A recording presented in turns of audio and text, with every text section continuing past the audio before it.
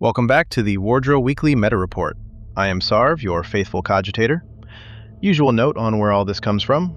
BCP is my only window into these events, so anything that ran on a different app won't be something I can track here. 24 grand tournaments made it through this week, and just under 900 singles lists. Smaller than the 1,500 we had last Monday, so the decimals carry less weight than they did.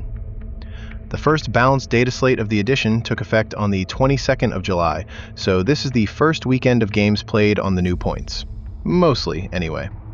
I went and read the submitted lists rather than assuming, and about 5 and 6 were written on the new costs. The ones still on the old prices clump into whole events, which is what happens when a tournament locks its lists before a change drops. One thing to keep at the back of your mind for the next half hour.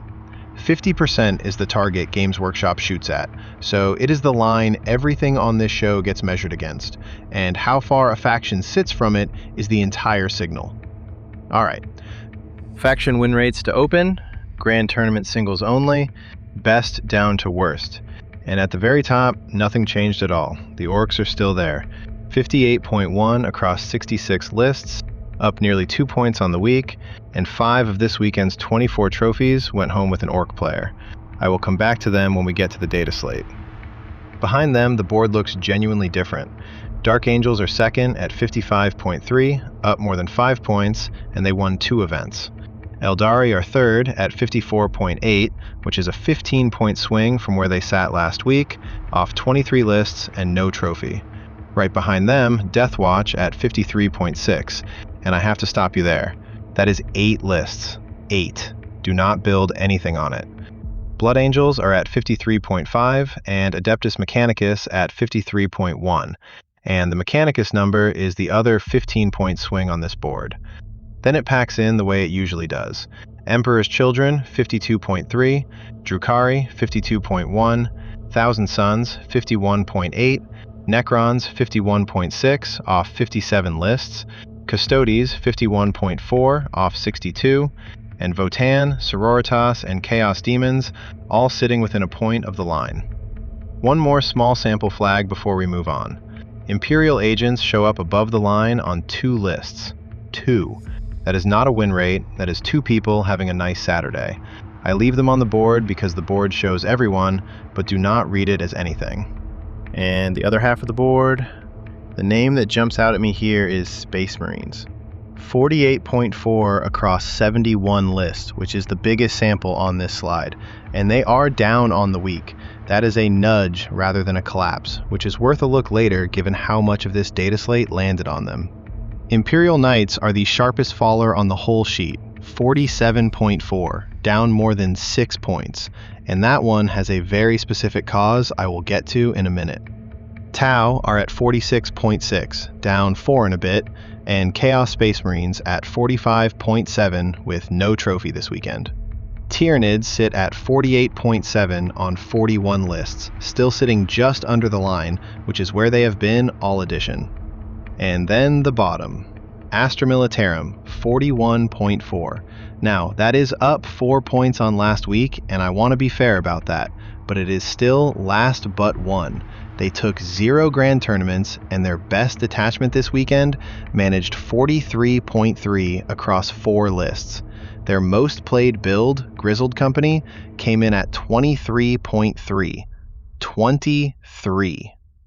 Underneath them, Death Guard at 40.2, down 4 on the week, which makes them the new bottom of the board.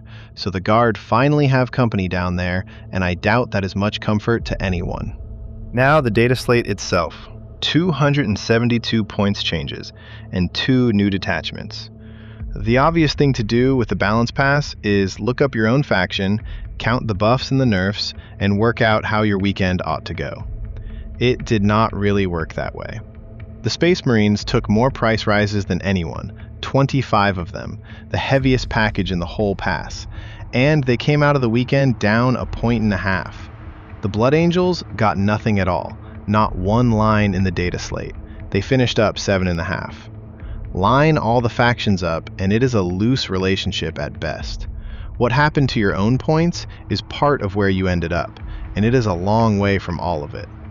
A win rate is measured against a field, so when the armies around you get cheaper or more expensive, your number moves whether or not your own book was touched. That runs both ways. You can take a nerf and climb because the things that were beating you took a worse one. Worth holding on to if you have been reading your own patch notes and feeling hard done by. This is one weekend of games, so treat it as a first look rather than a finding. A few more, and we will know whether it holds. The orcs are the obvious test case. Boys, Gretchen, the war boss, the pain boy, the mech, and the pain boss all went up in points, so most of the spine of the army. They finished top at 58.1, with 5 Grand Tournament wins. The part I find useful is how they paid for it. Orc lists did not shed units. About 19 entries per list before the change, about 19 after. The squads got smaller instead. 10 model boys units went from roughly a fifth of the boys on the table to closer to a third, so it came out of model count, and the Horde carried on doing what a Horde does. And the Necrons, while we are here. They finished at 51.6 with 3 wins. Cursed Legion is doing most of that, 56.8 and 2 of the 3. Awakened Dynasty is being brought less, 27 lists down to 12, and the players still on it did fine with it. Units next. Different question to the one the faction board answers. This is about how many lists a datasheet turns up in, week to week, with no claim about whether it wins when it gets there. Anything several factions can field gets counted once by datasheet. And here is the Space Marine exception I promised you. As a faction, the Marines barely moved, down 1.5 points, but they took 25 price rises in this data slate, more than anyone else got, and the unit board shows where those landed. The Lieutenant with Combi Weapon fell 4.4 points of pick share and went from the 4th most played unit in the game to the 22nd. The Intercessor Squad, which has been the #1 unit on this show for 2 weeks running, dropped 3.3 and lost the top spot. Sternguard Veterans fell 2.4 and went from 9th to 34th. Before anyone calls the build dead, look at what the Librarius Conclave actually did. Before the data slate, it was winning at 52.7%. After it, 52.3, flat. It ran on 101 lists then, and 53 now, and champions went from 7 to 3, but the whole pool nearly halved this week, so those counts fall together. What did change is what is inside the lists. Sternguard went from 67 Marine Conclave lists down to 19, and if you look only at the lists that actually paid the new price, the ones still running Sternguard and the ones that dropped them are winning at about the same rate. So the Sternguard were not the thing carrying that build. The players who cut them mostly spent the points up close. Aggressors show up in about a fifth of the Conclave lists without Sternguard and almost none of the ones with them, usually sat next to a Gravis Captain and a Land Raider Redeemer to drive them up the table.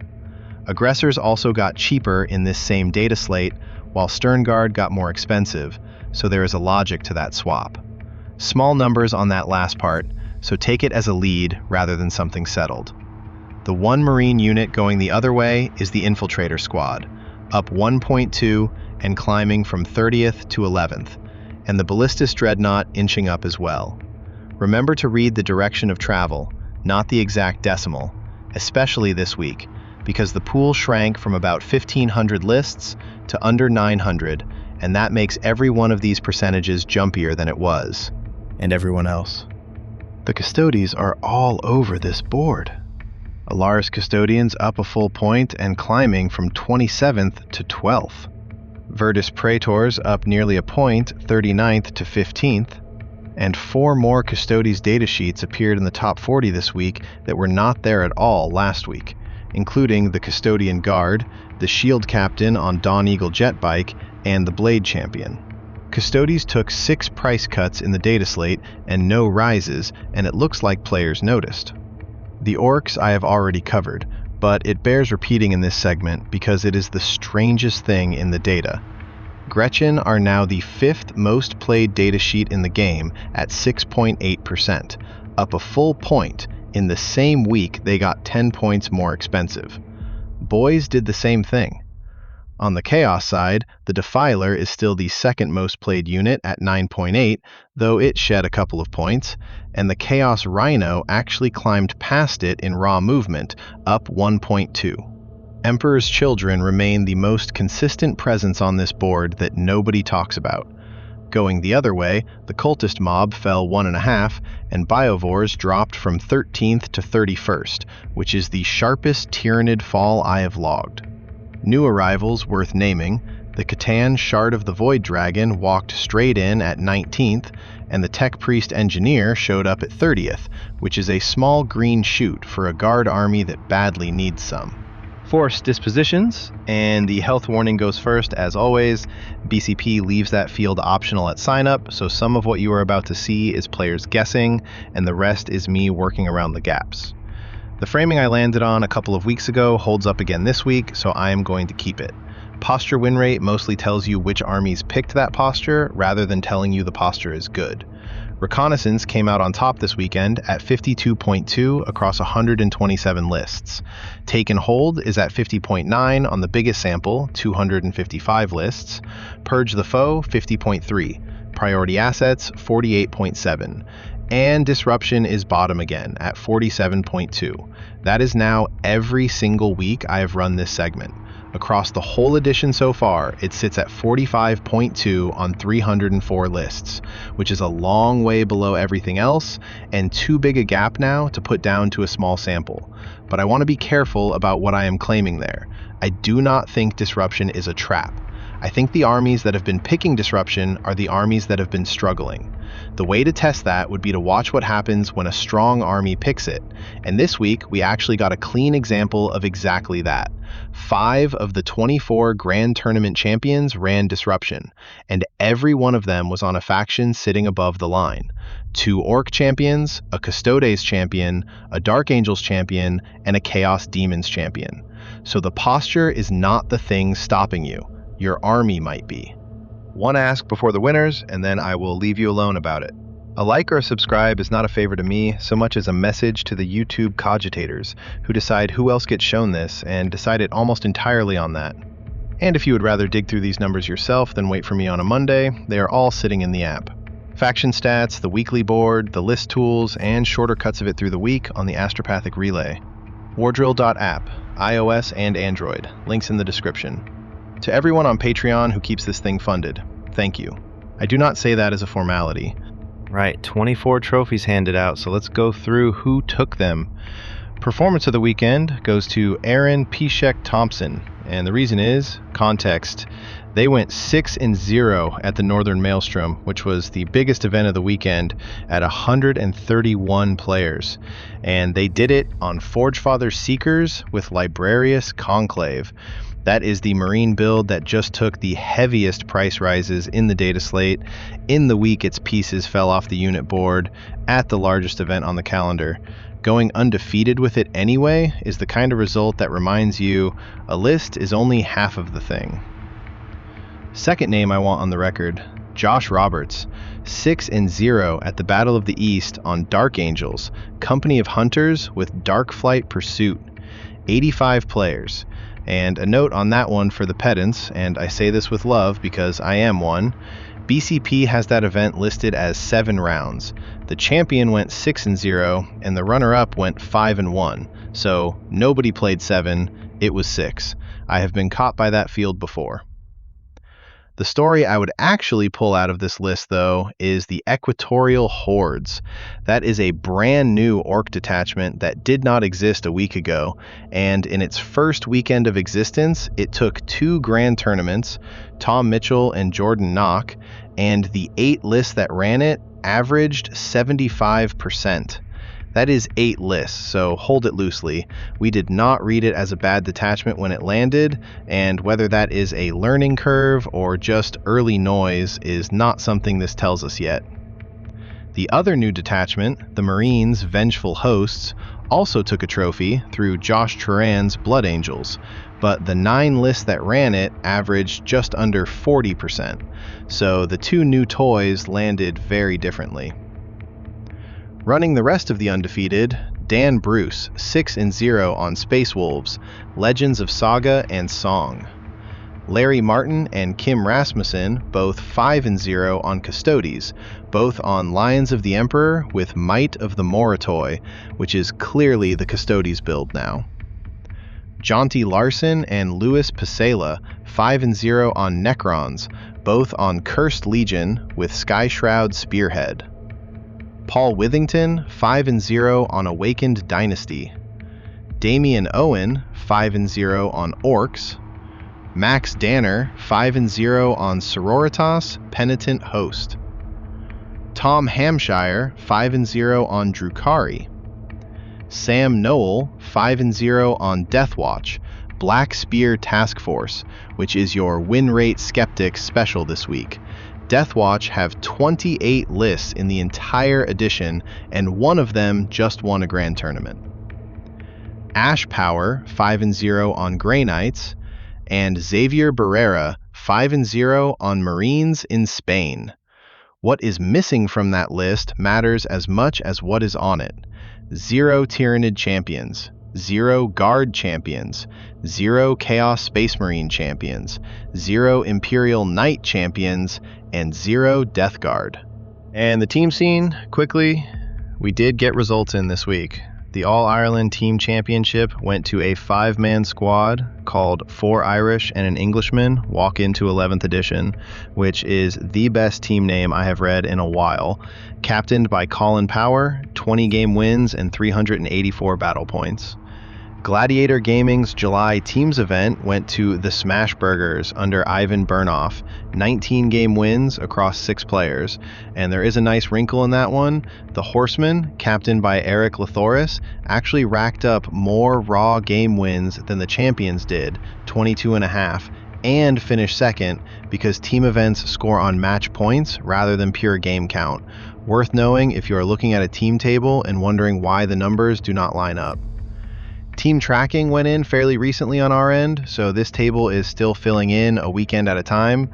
Last thing before I let you go, and this week it is a small one that made me smile.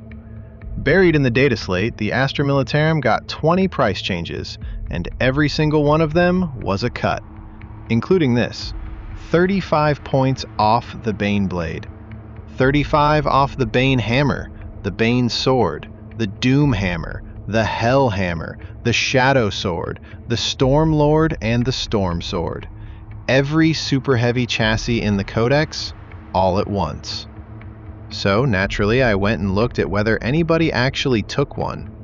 Across all event sizes, the share of guard lists carrying a super heavy went from about 36% before the change to about 41% after. It did not save them. Connor McLean and Armin Logo both went 3-0 and won their events with a big dumb tank sat in the middle of the list. I have been hard on the guard for weeks, and I am not taking any of it back, because 41.4 is 41.4. But Games Workshop made the largest tank in the game 35 points cheaper, and a fair few people went and put one on the table in an army everybody knows is struggling. That is not the spreadsheet talking. Hats off. Last week's invitation has not expired either. If you run something because you love it rather than because it wins, admin@wardrill.app, send a photo, and it goes on the screen. Before the sign-off, a word about the Crucible. That is Onslaught Gaming's event at QuestCon, 11th to 13th of September, Lake Buena Vista in Florida. Lewis and Tim run it. They are my home crew, and there is both a competitive grand tournament and a narrative one. If you have been meaning to play a proper event this year, that is a good one to pick. Details are in the description. So that is your week. If there is a thread running through it, it is that a faction's own points changes told you less about its weekend than you would expect. The most heavily nerfed army in the past barely moved, and an army that got nothing at all finished up 7. Next Monday, I will be looking at whether the Eldari and the Mechanicus are still sitting up there, and whether the Orcs stay put. Dossier side, the Leagues of Votan deep dive is up on the channel now. This week we are building Dark Angels, who just finished second on the whole board, and the Emperor's Children, who have parked themselves in the top 10 every single week without anybody making a fuss about it. Remember, test it on the table, trust your reps, and I will catch you at the next transmission. This is Sar from Wardrill, signing out.